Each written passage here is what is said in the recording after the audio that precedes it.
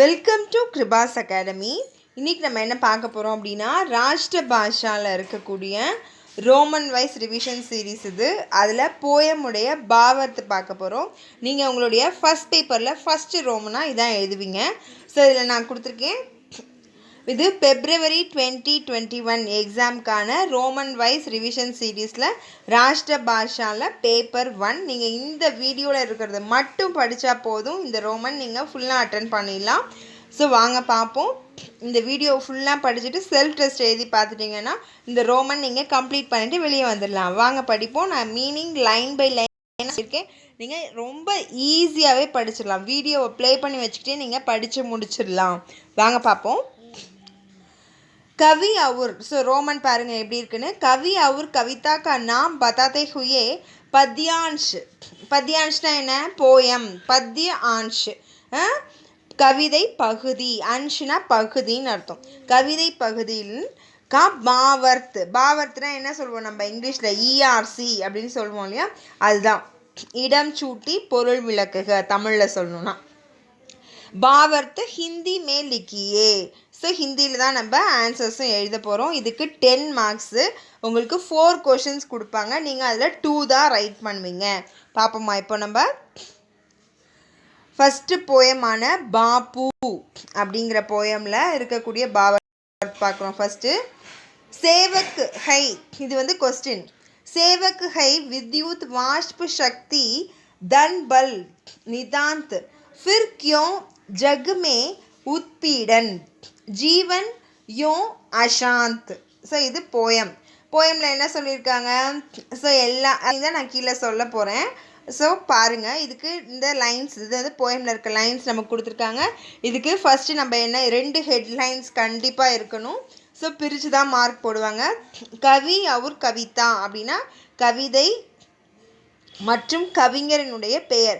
இந்த போயம் வந்துட்டு எந்த கவிதையிலிருந்து எடுக்கப்பட்டது, அப்புறம் இந்த போயமை எழுதின அந்த கவிஞருடைய பெயர், அதான் வந்துட்டு இந்த பேராகிராஃபில் எழுத போகிறோம். ஹெட்டிங் கண்டிப்பாக போடணும். ஸோ கலர் சேஞ்ச் உங்களுக்கு கொடுத்துருக்கேன் தெரியணுங்கிறதுக்காக. यह पद्यांश बापू नामक कविता से लिया गया है. இந்த கவிதை பகுதி எதில்? பாப்பு அப்படிங்கிற பெயருடைய கவிதையிலிருந்து லியா கயாஹை எடுக்கப்பட்டது. இந்த இடத்துல தியா கயாஹை போட்டாலும் தப்பு இல்லை, கொடுக்கப்பட்டது அப்படின்னு அர்த்தம். தியா போட்டிங்கன்னா கொடுக்கப்பட்டுள்ளதுன்னு அர்த்தம், லியானா எடுக்கப்பட்டுள்ளதுன்னு அர்த்தம். அவ்வளோதான். எது வேணால் நம்ம போட்டுக்கலாம், ரெண்டுமே கரெக்டு தான். இஸ்கே கவி சுமித்ரானந்தன் பந்த் ஹை. இந்த கவிதையை எழுதினவர் யார்? சுமித்ரானந்தன் பந்த் அப்படிங்கிறவர். அவரை பற்றி கொஞ்சம் எழுதுகிறோம் இப்போ. ஆதுனிக் கால் கே கவியோं में इनका नाम उल्लेखनीय है. மாடர்ன் வேர்ல்டில் இருக்கக்கூடிய கவிஞர்களில் கவியோமே அவருடைய பெயர் இன்கா நாம் உல்லேக்கனியகை ரொம்பவே வந்துட்டு என்னது முக்கியத்துவம் வாய்ந்தது. உல்லேக்கனியகைனா இம்பார்ட்டண்ட். ஸோ அப்போ என்ன அர்த்தம், நம்ம என்ன புரிஞ்சுக்கணும்? ரொம்ப ஃபேமஸான ஒரு கவிஞர் சுமிதன் பந்த். உன்னதி கே ஷிகர் பர் பகுஞ்ச்னே கே பாத் பி மனுஷ்ய அசாந்த் ஹை. இந்த கவிதையில் அவர் என்ன சொல்லியிருக்காரு? சிகரத்தை நோக்கி போயிட்டுருக்கோம், நம்ம தொட்டுட்டோம் இல்லையா, முன்னேற்றத்தின் சிகரத்தை தொட்டால் கூட சிகர் பர் பகுஞ்ச்னே கே பாத் தொட்டதுக்கு அப்புறமும் மனிதன் எப்படி இருக்கான்? அசாந்த். அசாந்த்னா என்னது?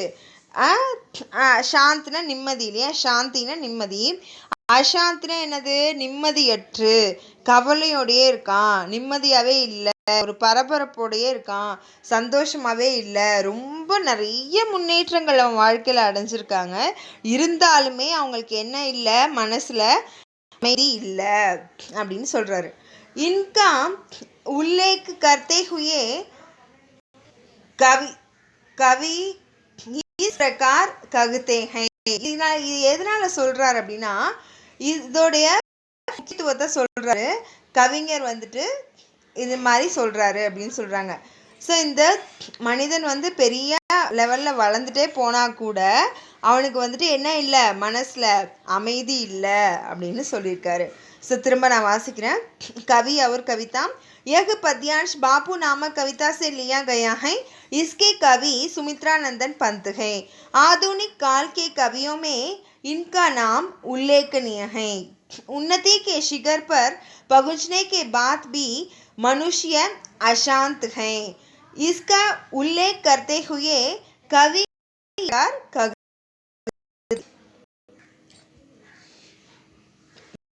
ஸோ இதோட பாவ்னா என்னது மீனிங், அந்த லைன்ஸோட மீனிங் எழுத போகிறோம். கவி பூச்தே ஹை கி, கவி சொல்கிறார் என்னவென்றால், சோட்டிக்கினா என்னது தட்டுன்னு அர்த்தம். கவி சொல்கிறார் என்னவென்றால் அதாவது தட்டு. விஞ்ஞான் கி சாரி உபலப்தியா ஜெய்சே, ஸோ விஞ்ஞானத்தின் அந்த ஃபெசிலிட்டிஸ், விஞ்ஞானம் வந்து வளர்ந்துருக்கு இல்லையா, சயின்ஸ் அண்ட் டெக்னாலஜியில் நம்ம உச்சத்தை நோக்கி போயிட்டுருக்கோம் இல்லையா. சயின்ஸ் அண்ட் டெக்னாலஜி மூலயமா நிறைய விஷயங்கள் கண்டுபிடிச்சிருக்கோம். இப்போ நீங்கள் படிக்கிற அந்த விதம் கூட வந்து சயின்ஸ் அண்ட் டெக்னாலஜியால் தான் படிச்சுட்ருக்கீங்க இல்லையா. டெக்னாலஜியால் தானே படிச்சுட்ருக்கோம். டெக்னாலஜி வச்சு ஆன்லைனில் நீங்கள் எங்கேயோ இருக்கீங்க, நான் எங்கேயோ இருக்கேன், நம்ம 2 பேரும் பார்த்துக்கிட்டது கூட கிடையாது. ஆனால் நான் உங்களுக்கு பாடம் நடத்திட்டு இருக்கேன், நீங்கள் படிச்சுட்ருக்கீங்க இல்லையா. ஸோ இது வந்து டெக்னாலஜிக்கல் டெவலப்மெண்ட் தான். ஸோ சயின்ஸில் இருக்கக்கூடிய அந்த டெவலப்மெண்ட்டாலேயும் சாரி உபலப்தியான ஃபெசிலிட்டிஸு, ஸோ நிறைய நமக்கு என்ன கிடச்சிருக்கு, வசதி வாய்ப்புகள் நிறைய கிடச்சிருக்கு. ஸோ இப்போ இங்கே இருந்துக்கிட்டே நம்ம என்ன பண்ணுறோம், உட்கார்ந்த இடத்துல இருந்து எல்லா வேலையும் செய்கிறோம் இல்லையா. ஸோ இப்போ யாரும் பேங்க்குக்கு போகிறதில்ல, அப்புறம் ஒரு பில்லு கட்டணுன்னா ஒரு இபி ஆஃபீஸ்க்கு போகிறதில்ல, எங்கேயுமே போகிறதில்ல. எல்லாத்தையும் என்ன பண்ணுறாங்க, வீட்டில் இருந்தே உட்கார்ந்த இடத்துலேருந்தே செஞ்சிட்ருக்கோம் இல்லையா. அதெல்லாம் தான் நம்மளுடைய டெக்னாலஜிக்கல் டெவலப்மெண்ட்டு. ஜெய்சே பிஜ்லினா கரண்ட்டு, பாப் நீராவி, பாப் தன் பணம், அப்புறம் பல், ஸோ எல்லாமே கிடச்சிருச்சான். ஆதி சப்குச் உஸ்கே அதீன் ததா, ஸோ இதெல்லாம் என்ன ஆயிடுச்சு, எல்லாமே நமக்கு சேவகனாக மாறிவிட்டது. சேவக் பன்கைனா வேலைக்காரராக மாறிவிட்டது. ஸோ அவ்வளோ விஷயங்கள் நம்ம கண்டுபிடிச்சதெல்லாம் நமக்கு வந்து நமக்கு என்ன பண்ணிகிட்ருக்கு, உதவி பண்ணிகிட்ருக்கு. வாங்க, மனிதன் வந்துட்டு என்னது, ஒரு வெளியே போகணுன்னா உடனே பைக் நிற்கிது வெளியே, வாங்க நான் உங்களை கூட்டிகிட்டு போகிறேன், நீங்கள் நடக்கவே வேணாம், கஷ்டப்படவே வேணாம், ஏறி உட்காந்துக்கோங்க போகலாம். ஸோ அப்புறம் கார் நிற்கிது, அப்புறம் ட்ரெயின் கண்டுபிடிச்சிருக்கோம், அப்புறம் ஏரோப்ளேன் கண்டுபிடிச்சிருக்கோம். ஸோ இவ்வளோ விஷயங்கள் நம்மளை சுற்றி சுற்றி சுற்றி சுற்றி என்ன இருக்குது, நிறைய ஃபெசிலிட்டிஸு, ஸோ நிறைய வந்து இருக்குது. அது எல்லாமே நமக்கு வேலை செய்து கொண்டு இருக்கிறது. ஸோ நம்ம கண்டுபிடிச்ச மிஷினரிஸ் எல்லாமே அது நம்மளோட வேலைகளை வந்து குறைச்சிருச்சுன்னு சொல்லக்கூடாது, இப்போது சுத்தமாகவே நமக்கு வேலையே இல்லாமல் செஞ்சிருச்சு அப்படின்னு தானே சொல்லணும். ஸோ எல்லா இடத்துலையும் என்ன இருக்குது, நமக்கு ஃபெசிலிட்டிஸ் வந்து நிறைய கிடச்சி போச்சு. इसके बावजूद भी उसका जीवन दुखों से पीड़ित तथा अशांत क्यों है.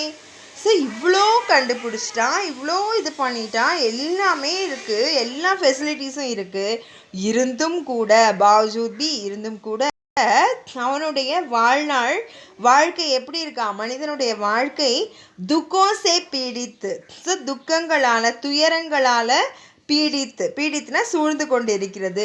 ஏன் அப்படி இருக்குது, தத்தா அசாந்துகை, அது மட்டும் இல்லாமல் இவ்வளோ வசதி இருந்தும் எப்படி இருக்கான், அமைதியற்று இருக்கிறான் மனிதன். ஏன் அப்படின்னு கேட்குறாரு இந்த லைனில். अशांत क्यों है. இப்போ பாவ் படிக்கிறேன் பாருங்க. कवि पूछते हैं कि विज्ञान की सारी उपलब्धियां जैसे बिजली, बाप, धन, बल आदि सब कुछ उसके अधीन तथा सेवक बन गई है. इसके बावजूद भी उसका जीवन दुखों से पीड़ित तथा अशांत क्यों है. ஸோ அவ்வளோதான், ஃபஸ்ட்டு பாவத்து முடிச்சிட்டோம். செகண்ட் பாருங்க. बापू तुम पर है आज लोग जग, तुम खोल नहीं जाओगे मानव के बंधन. ஸோ இது வந்துட்டு இதுவும் பாப்பு அப்படிங்கிற போயம்லேருந்து எடுக்கப்பட்ட அந்த கவிதையிலேருந்து எடுக்கப்பட்ட லைன்ஸ் தான். ஸோ இது மகாத்மா காந்தியை பற்றின ஒரு கவிதை தான். கவி அவர் கவிதா. ஸோ கவி அவர் கவிதாவில் நம்ம போன இதுக்கு எழுதணும் இல்லையா, அதே தான் எழுத போகிறோம். நான் அப்படியே வாசிக்கிறேன். एक पद्यांश बापू नामक कविता से लिया गया है. इसके कवि सुमित्रानंदन पंत हैं। आधुनिक काल के कवियों में इनका नाम उल्लेखनीय है। उन्नति के शिखर पर पहुंचने के बाद भी मनुष्य अशांत है, इसका उल्लेख करते हुए कवि इस प्रकार कहते हैं। இதுக்கு பாவ் பாருங்க, காந்திஜி ने ही अंग्रेजों से भारत को छुड़ाया. இங்க இந்த லைன்ல என்ன சொல்லியிருக்காருன்னா, காந்திஜி வந்துட்டு நம்மள ஆங்கிலேயர்களின் பிடியிலிருந்து, ஸோ ஆங்கிலேயர்களிடம் நம்ம வந்துட்டு என்ன பண்ணியிருந்தோம், அடிமைப்பட்டு இருந்தோம் இல்லையா, அவங்கள்ட்ட இருந்து நம்மளை காப்பாற்றினாரு. சுடாயானா விடுவித்தார், भारत को छुड़ाया विடுவித்தாரு. दुखों से पीड़ित और अशांत मनुष्य गांधी जी से प्रार्थना करते हैं कि विज्ञान शक्ति से भी मानव जाति को बचाइए. என்ன சொல்கிறாங்க, இப்போ காந்திஜி எப்படி நம்மளை ஆங்கிலேயர்கள்ட்ட இருந்து நம்ம மாட்டிகிட்டு இருந்தோம்ல, முழிச்சிட்டு இருந்தோம்ல, ஸோ அப்போ அவங்க வந்து நமக்கு துன்பங்கள் கொடுத்துக்கிட்டு இருந்தாங்க, அதுலேருந்து நம்மளை எப்படி விடுதலை அடைய செய்தாரோ அதே மாதிரி துக்கத்தால் சூழப்பட்ட அந்த மனிதர்கள் எல்லாமே, அமைதியற்ற மனிதர்கள் எல்லாமே காந்திஜி கிட்ட பிரார்த்தனா கர்த்தே ஹே, பிரார்த்தனை வைக்கிறாங்க. என்ன வைக்கிறாங்க, ஹைக்கி என்னவென்றால் விஞ்ஞான் சக்தி சேபி, இந்த விஞ்ஞானத்தின் சக்தி கிட்ட என்ன பண்ணுறோம், நாங்கள் எல்லாம் இந்த மக்கள் எல்லாம், மானவ ஜாத்தினா மக்கள், ஸோ மக்கள் எல்லாம் வந்துட்டு மாட்டிக்கிட்டு இருக்கோம் இந்த மானவ ஜாதி. ஸோ எங்களை நீங்கள் என்ன பண்ணுங்க, ஸோ எப்படி வந்து பிரிட்டிஷர்ஸ் கிட்டேருந்து எங்களை காப்பாற்றி எங்களை வந்து விடுவிச்சிங்களோ அது மாதிரி இந்த விஞ்ஞான் சக்தியிலேருந்து மனுஷனை என்ன பண்ணுங்க, காப்பாற்றுங்க அப்படின்னு சொல்கிறாரு. ஸோ அவ்வளோதான். நெக்ஸ்ட்டு பார்ப்போம். நெக்ஸ்ட்டு செகண்ட் போயமான சுட்டிகா கண்டா பஸ்தேஹி அப்படிங்கிற போயம், அப்படிங்கிற கவிதையிலேருந்து வரக்கூடியது பாவர்த்து. ஃபஸ்ட்டு பாருங்கள், ஹன்ஸே காத்தே சல் தேத்தே ஹை பத் பர் से जैसे बास्वर பாவ் வஹி ஹோ கவிதாவும் கே அப்படிங்கிறது லைன்ஸ், போயமுடைய லைன்ஸு. கவி அவர் கவிதா பாருங்கள். एक पद्यांश छुट्टी का घंटा बसते ही नामक कविता से लिया गया है. அதே தான் இந்த கவிதை பகுதி சுட்டி கா கண்டா பஸ்தே ஹி அப்படிங்கிற கவிதையிலிருந்து எடுக்கப்பட்டது. ஓகே, இஸ்கி கவி ஸ்ரீ கேதார்நாத் அகர்வால் ஹை. இந்த கவிதையை எழுதினவரோட பேர் என்ன, கேதார்நாத் அகர்வால். ஏ பிரகதிவாதி கவி ஹை. இவர் வந்துட்டு என்னது, ரொம்ப வந்து முன்னேற்றம் தரக்கூடிய அந்த மாதிரியான விஷயங்களை சொல்லக்கூடிய ஒரு கவிஞர். பாவ், அதுக்குன்னா பாவ் எழுதுகிறோம்.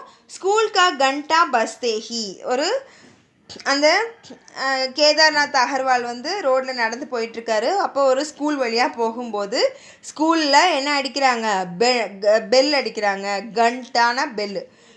பஸ்கி ஃபௌரன் நிகழ்த்தே சுஸ்த் பச்சோं का चित्रण है.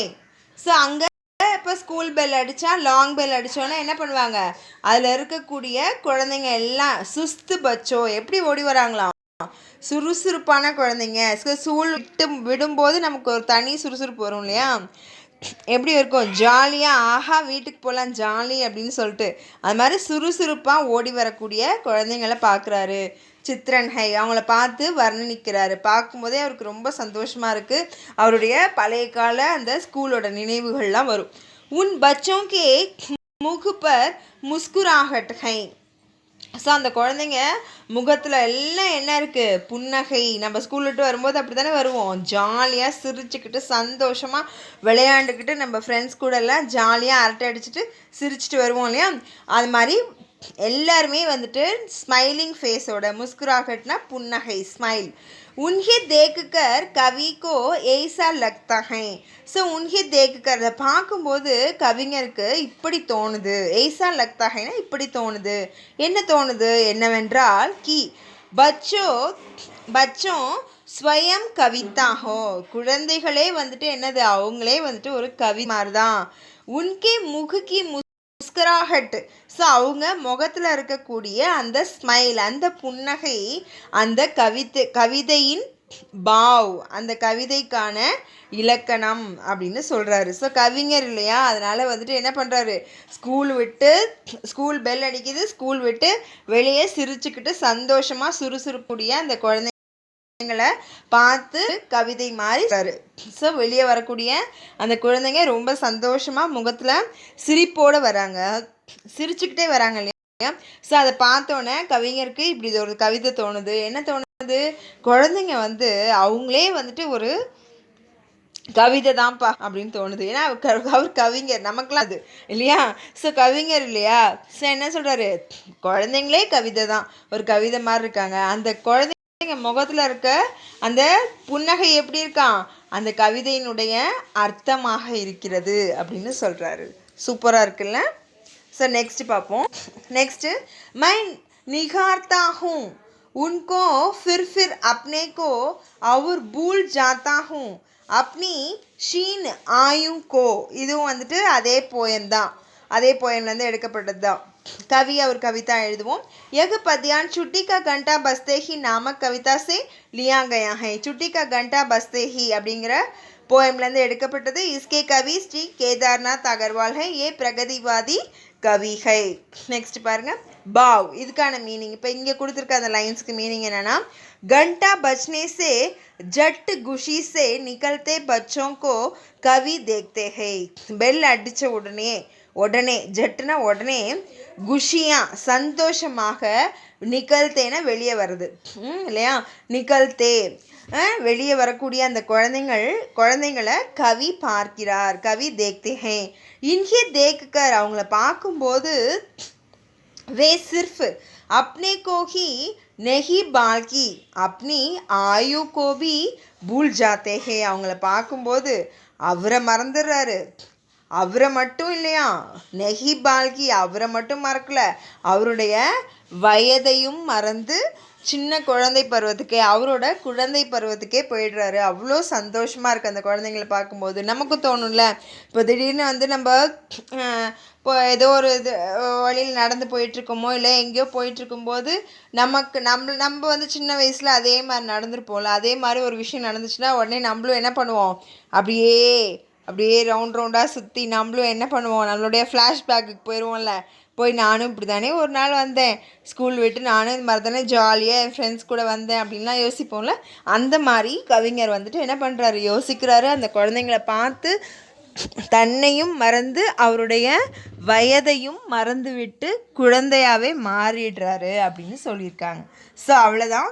இந்த 4 பாவத்தை படிச்சிங்கனாலே போதும், எக்ஸாமுக்கு நீங்கள் எழுதிடலாம். படிக்கும்போது கொஞ்சம் இன்ட்ரெஸ்ட் எடுத்து மீனிங்கை புரிஞ்சுட்டு படிச்சிங்கன்னா உங்களுக்கும் படிக்கிறதுக்கு ரொம்பவே இன்ட்ரெஸ்டிங்காக இருக்கும். அதுக்காக தான் நான் இவ்வளோ தூரம் உங்களுக்கு பொறுமையாக நடத்திக்கிட்டு இருக்கேன்.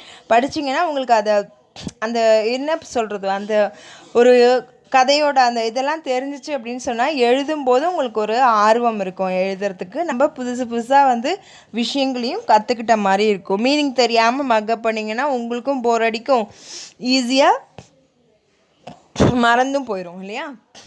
ஸோ பார்ப்போம். இப்போது நான் ஃபஸ்ட்லேருந்து இப்போ ரீட் பண்ணிக்கிட்டே வரேன், என் கூடவே அப்படியே ரீட் பண்ணிக்கிட்டே வந்துட்டிங்கன்னா இந்த ரோமனை நீங்கள் முடிச்சிடலாம். ஓகே.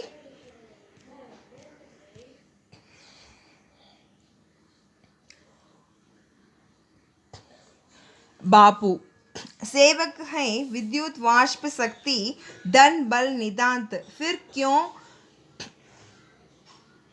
जग में उत्पीड़न, जीवन यों अशांत. कवि और कविता. यह पद्यांश बापू नामक कविता से लिया गया है. इसके कवि सुमित्रानंदन पंत हैं. आधुनिक काल के कवियों में इनका नाम उल्लेखनीय है.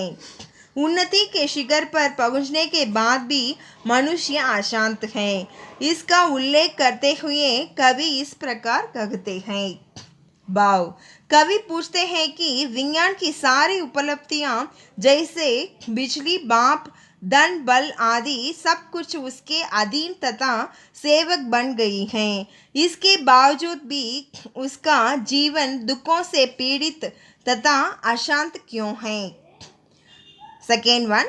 बापू तुम पर है आज लोग जग के लोचन, तुम खोल नहीं जाओगे मानव के बंधन.